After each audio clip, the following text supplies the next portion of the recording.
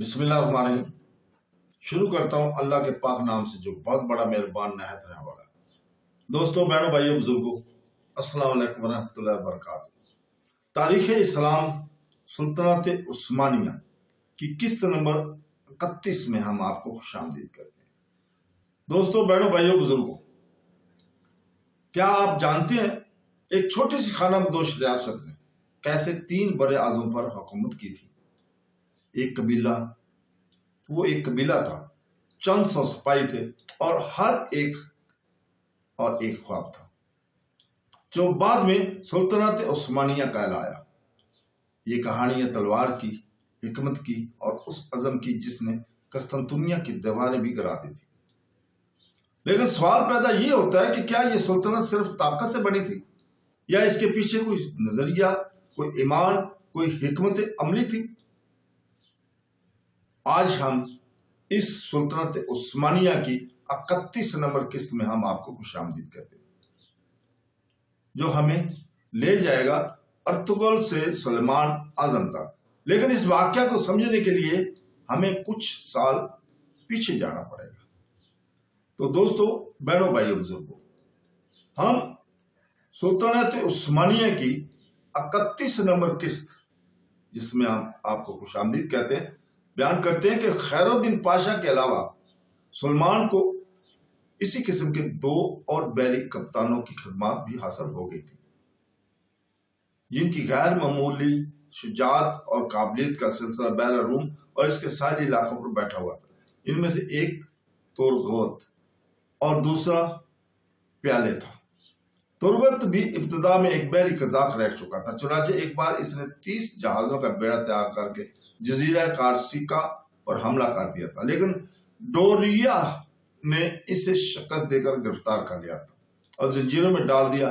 آخر کار مہینوں کے بعد خیر الدین باربروسا کی دھمکی سے کہ اگر تورغوت کو رہا نہ کیا گیا تو جنوا ڈوریا کا وطن برباد کر دیا جائے گا، ڈوریا نے اسے آزاد کر دیا۔ تورغوت اپنی مہارت، فن اور شجاعت میں خیر الدین سے بہت کچھ ملتا جلتا تھا۔ اٹلی اور اسپین کی ساحلی علاقوں اس کے نام سے کامتے تھے۔ عثمانی رعایا ہونے کے باوجود اس کو سلطان کی حلیفوں کے جہاز گرفتار کرنے میں بھی کوئی تعاون نہ ہوتا۔ چنانچہ ایک بار اس نے وینس کے چند تجارتی جہاز گرفتار کر لیے، اور جب سلمان نے باز پرس کرنے کے لیے اس کو قسطنطنیہ میں طلب کیا تو اس نے وہاں جانے سے بھی انکار کر دیا تھا اور اپنے بیڑے کو لے کر مراکش چلا گیا تھا اور وہاں کے ساحل سلطان کی ملازمت اختیار کر لی تھی۔ پھر خیر الدین پاشا کی وفات کے بعد سلمان نے معافی اور اعلیٰ منصب کا وعدہ کر کے اسے بلا لیا تھا اور چند دنوں کے بعد طرابلس کی فتح کے لیے روانہ کیا۔ طرابلس اس وقت مبارزین مالٹا کا مقبوضہ تھا۔ تورغوت نے حملہ کر کے اسے فتح کر لیا اور سلطنت عثمانیہ میں شامل کر دیا تھا۔ اس کے بعد وہ طرابلس کا حاکم مقرر ہوا۔ 973 ہجری 1565 عیسوی میں جب ترکوں نے مالٹا پر حملہ کیا تو وہ بھی اپنے بیڑا لے کر دولت عثمانیہ کی مدد کو آیا، لیکن اسی مارکے میں وہ مارا بھی گیا تھا۔ پیالے بھی ایک مدت تک بحری قزاق رہ چکا تھا، پھر اس نے سلمان کی ملازمت اختیار کر لی اور رفتہ رفتہ عثمانی بیڑے کا امیر الجہر بن مقرر ہو گیا۔ 967 ہجری 1560 عیسوی میں 200 جہازوں کا ایک عظیم الشان عیسائی بیڑا طرابلس کو ترکوں سے واپس لینے کے لیے ڈوریا کی سرگردگی میں روانہ کیا گیا تھا۔ پیالے اس کے مقابلے کے لیے دردنیال سے نکلا اور عثمانی جزیرہ جربا کے قریب، جس پر عیسائیوں نے اپنی فوجیں اتاری تھی اور ایک قلعہ بھی تعمیر کر لیا تھا، 14 مئی 1560 عیسوی کو ڈوریا کے بیڑے پر حملہ آور ہو کر اسے نہایت سخت شکست دی۔ عیسائیوں کے تقریباً 50 جہاز برباد ہو گئے تھے اس لڑائی میں اور 7 گرفتار کر لیے گئے تھے۔ جزیرہ پر جو عیسائی فوجیں پہنچ چکی تھی، انہیں بھی قلعہ کا محاصرہ کر کے پیالے نے گرفتار کر لیا تھا اور جربا پر عثمانی علم پھر لہرانے لگا تھا۔ اس کے بعد اس نے اردن کے صوبہ پر جو الجزائر کے مغرب میں واقع ہے حملہ کر کے اسے سلطنت عثمانیہ میں شامل کر لیا۔ 973 ہجری 1565 عیسوی میں جب مالٹا پر حملہ ہوا تو وہی عثمانی بیڑے کا امیر الاجر وہ اس کا امیر تھا۔ 15ویں اور 16ویں صدی میں اسپین کے بعد جس ملک سے مسلمانوں کو سب سے زیادہ نقصان پہنچا وہ پرتگال تھا۔ اندلس میں جب اسلامی حکومت قائم کی گئی تھی تو پرتگال بھی اسی کی زیر سایہ تھا، لیکن جب اس سرزمین میں مسلمانوں کا آفتاب اقبال غروب ہوا اور اسپین کی عیسائی حکومت نے اسلام کشی کا عمل شروع کیا تھا تو پرتگال نے بھی اخوت دینی کا حق پوری طرح ادا کیا۔ تفصیل اس کی ہم آگے بیان کریں گے۔ ہندوستان، چین، سیام، جاوا، سماترا، جزائر ہند، سلون، ملیار، ماسا، زنجبار، حبش، مصر و عرب وغیرہ مشرقی ممالک کی بحری تجارتیں عرب تاجروں کے ہاتھوں میں تھی۔ ان کے جہاز بحر ہند، بحر عرب، بحر خلیج فارس اور بحر احمر کے تجارتی راستوں پر قابض تھے۔ یہ لوگ چین، ہندوستان اور ایران وغیرہ سے مال لے جا کر مصر پہنچ جاتے تھے اور وہاں سے وینس اور جنوا کے سوداگر اسے یورپ لے جاتے تھے۔ پھر اسی طریقے سے یورپ کا مال عربوں کے جہازوں پر ہندوستان، ایران اور چین وغیرہ مشرقی ملکوں میں پہنچایا جاتا تھا۔ اس تجارت سے مسلمانوں اور خصوصاً عربوں کو بہت فائدہ ہوا تھا، لیکن جب واسکوٹی گاما نے راس امید کی راہ سے ہندوستان تک پہنچنے کا راستہ دریافت کیا تو پرتگال نے اس بات کی کوشش شروع کی کہ جس طرح ممکن ہو یہ تجارت عربوں کے ہاتھوں سے چھین لے اور مشرقی ممالک سے تجارت کرنے کے لیے بجائے قدیم راستہ کے وہ جدید راستہ اختیار کیا جائے جس کو وہ واسکوٹی گاما نے دریافت کیا تھا۔ اس مقصد کے حصول کے لیے پرتگیزیوں نے جو طریقہ اختیار کیا تھا اس کی نوعیت مولانا سید سلیمان ندوی رحمۃ اللہ علیہ کی مستند رسالہ خلافت عثمانیہ کی واضح ہوتی ہے۔ مولانا فرماتے ہیں کہ اس مقصد کو حاصل کرنے کے لیے عرب جہازوں پر طاقت شروع کی گئی۔ عرب حبش ہندوستان اور فارس کے ساحلی مقامات پر حملے کیے اور نامسلموں کو مجبور کیا کہ وہ مسلمانوں اور عربوں کے ہاتھ اپنا اسباب تجارت فروخت نہ کریں۔ ملبار کے موپلا تاجروں پر بڑی زیادتی کی گئی۔ یمن اور حجاز کے ساحلی شہروں پر قبضہ جمایا گیا اور ہندوستان میں سندھ سے لے کر مدراس اور گجرات اور بمبئی تک بندرگاہوں پر دھاوے کیے گئے۔ سالوں اور جزیروں میں مسلمانوں کا قتل عام ہوتا رہا اور ہو رہا تھا۔ مسجد توڑ کر کلیسا بنائی جا رہی تھی۔ کالی کٹ کے راجا کو اس پر مجبور کیا گیا کہ وہ مسلمانوں کو عرب آنے جانے سے روک دے۔ کوچین سال ہند پر قبضہ کر کے مسلمانوں کو قتل کیا گیا اور مسجد کو کلیسا بنا لیا گیا۔ پھر رفتہ رفتہ عرب کے سوا سان پر عدن، ہرمز، بریم وغیرہ کو اور ہندوستان کے ساحل میں سے گوا، جیول، واحد، دیپ اور دمن، مہمام وغیرہ کو طاقت و تراج کیا گیا۔ 915 ہجری میں کالی کٹ پر حملہ کر کے شہر کو لوٹ لیا گیا اور وہاں کی جامع مسجد کو جلا کر خاکسار بنا دیا گیا۔ یہی حال انہوں نے عرب کے ساحلی مقامات کو کر دیا تھا۔ حج کی بحری مسافران قزاقوں کے ہاتھوں سے بمشکل جام بر ہو سکتے تھے۔ گوا کا مشہور بندرگاہ سلطنت بیجاپور سے چھین لیا گیا اور سلطان گجرات کے تمام بندرگاہوں پر غارت گری شروع کر دی گئی۔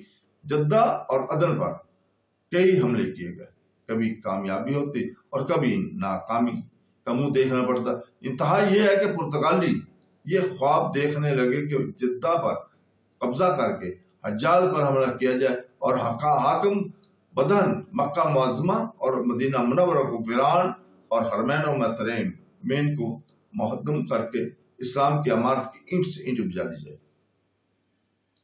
یہ حالات تھے جن کے دفیہ کی ذمہ داری سلطان نے تخت پر آنے کے بعد بحیثیت خلیفۃ المسلمین کے محسوس کی اور پھر اس ذمہ داری سے عہدہ برا ہونے کی حتم الامکان کوشش کی۔ چنانچہ 931 ہجری 1525 عیسوی میں اس نے ایک بیڑا رائے سلمان کی متحدی میں عدن کے محاصرہ کے لیے روانہ کیا، جس پر اس وقت پرتگیزوں کا قبضہ تھا، مگر اس مہم میں ترکوں کو شکست ہوئی۔ پھر بھی وہ دل شکستہ نہ ہوئے اور بحرہ ہند میں बहरा हिंद में बराबर पुर्तगाल के जहाजों पर हमला करते रहे, यहाँ तक कि वो गुजरात के साहिल तक पहुंच गए, जहां इनमें और पुर्तगीजों में मुतहद मार की पेशी आई। इसके बाद 945 हिजरी 1538 ईस्वी में एक अजीम शान तुर्की बेड़ा सुलेमान पाशा वाली मिस्र की सरकर्दगी में सोइज और अदन पर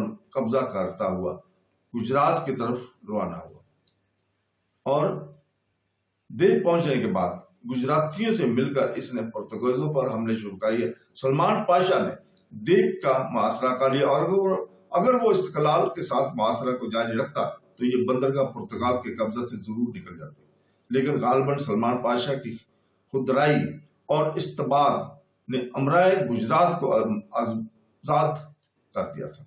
इसकी वजह से उन्होंने सामान रसद का भेजना बंद कर दिया। नतीजा ये हुआ कि एक रोज दफ्तर तुर्की बेड़े ने लंगर उठाकर कूच कर दिया और द्वीप पर पुर्तगीजों का कब्जा बदस्तूर कायम रहा। सुलेमान को जब यह खबर पहुंची तो इसे बहुत गुस्सा आया। उसने सुलेमान पाशा को अपने दरबार में तलब किया और गजबनाक होकर कहने लगा कि मैंने तुम द्वीप से फरंगियों को निकालने के लिए और वहां के बादशाह की मदद के लिए भेजा था, हिंदुस्तान के मुसलमानों पर हाकिम बनाकर नहीं भेजा था। इस तरह तुर्कों की इस नाकामी से पुर्तगीजों के हौसले इस कदर बढ़ गए थे कि उन्होंने अदन पर दोबारा कब्जा कर लिया था। इसलिए 958 ईस्वी 1551 ईस्वी में सुलेमान ने मशहूर तुर्की अल अजर पैरी रेस के जेर क़यादत एक मजबूत बेड़ा बहर हिंद में रवाना किया। इस बेड़े ने पहले अदन को पुर्तगीजों को कब्जा से छुड़ाया, फिर वो अरब के साहिली मकामात से गुजरता हुआ मस्कत पहुंचा, जहां इसने पुर्तगाली बेड़े को गाफिल पाकर गिरफ्तार कर लिया। लेकिन जब खलीज फारस के साहिल पर पुर्तगीजों को शिकस्त देकर यह हरमज पहुंचा तो वहां एक सख्त मार्का पेश आया जिसमें दुश्मनों को फतह हुई और पेरी राइस सिर्फ 2 जहाजों को लेकर निकल सका, बकिया गिरफ्तार हो गए। पेरी राइस एक जोग्राफिया दां की हैसियत से भी इस कदर मशहूर है जिस कदर एक अमीरुल जाहिर की हैसियत से इसने बहर जैन और बहर रूम पर 2 किताबें लिखी जिनमें जाती मालूमात की बिना पर इन समुद्रों के धारों, गर्दोपेश के इलाकों, बंदरगाहों और साहल पर उतरने की मुनासिब जगहों के हालात बयान किए गए हैं। इसी तरह पीर राइस की शिकस्त की खबर सुनकर सुलेमान ने एक दूसरे अमीरुल जाहिर मुराद बे को रवाना किया ताकि उस्मानी बेड़े को आजाद कराया जाए। हरमज के सामने पर पुर्तगाली बेड़े से मुकाबला हुआ जिसमें तुर्कों को फिर शिकस्त हुई और इनके जहाजों का बड़ा हिस्सा डूब गया। इसके बाद सुलेमान ने अपने मशहूर अमीरुल बहर सैदी अली को इस मुहिम पर रवाना किया। यकम शवाल 961 हिजरी 1594 ईस्वी को वो बसरा से रवाना हुआ और खलीज फारस के किनारा किनारा होता हुआ जब रास मोसंदमा के करीब पहुंचा तो पुर्तगाली बेड़ा सामने नजर आया। एक सख्त मार्के के बाद पुर्तगालियों को शिकस्त हुई और सैद अली के लिए आगे का रास्ता साफ हो गया था। चुनाचे वो खुले समुंदर में दाखिल होकर मस्कत के सामने नमूदार हुआ। यहाँ पुर्तगीजियों ने फिर मुकाबला किया और इस जंग में तरफैन को शदीद नुकसान पहुंचा। रात के वक्त जब दोनों एक दूसरे से अलग हुए तो दफ्तन हवा इस कदर तेज हुई कि सदी अली के जहाज बेकाबू हो गए और वो बहकर बलूचिस्तान के साहिल पर निकल आए। चंद दिनों के बाद इसने फिर बहर अमर का रुख किया, लेकिन एक नागानी तूफान इसे दोबारा बहर हिंद में बहा ले गया। सैदी अली ने सूरत की बंदरगाह में आकर जहाजों को छोड़ दिया और खुश्की का रास्ता अख्तियार किया। वो अफगानिस्तान, ईरान और इराक होता हुआ कस्तंतुनिया वापस आया और ये मुहिम ना तमाम ही रही। इसके बाद सुलेमान के अहद में पुर्तगीजियों ने कभी भी छोटी छोटी लड़ाइयां होती रही मगर कोई बड़ा मुकाबला पेश नहीं आया। पेरी राइस ने गुजरात से कस्तंतुनिया तक सियाहत के हालात का एक सफरनामा में कलमबंद किए। वो शहर भी था इसने रियाजियात और फन जहाज रानी पर भी चंद रसाले लिखे जो बड़ी वक़्त की निगाह से देखे जाते हैं। खुसूसन इसकी तसनीफ मुहित जो बहर हिंद के जहाज रानी पर है नहायत मुस्तनद ख्याल की जाती है। जर्मन मौरख फान हैमर का बयान है कि बहरहाल जीन और बहरहाल रूम के हालात पर जो किताबें पेरी रेस ने लिखी हैं, इसके नुस्खे बर्लिन और डर्स्टन की शाही कुतुब खाना, नीज रोमा में पोप के कुतुब खाना और बोलोना में सईद अली की महित का वाद मालूम नुस्खा नेपल्स में है। तो दोस्तों यहीं पे हम रुकते हैं कल तक के लिए, और कल हम इंशाअल्लाह ताला इससे आगे बयान करेंगे, माल्टा को बयान करेंगे। अल्लाह हाफ़िज़।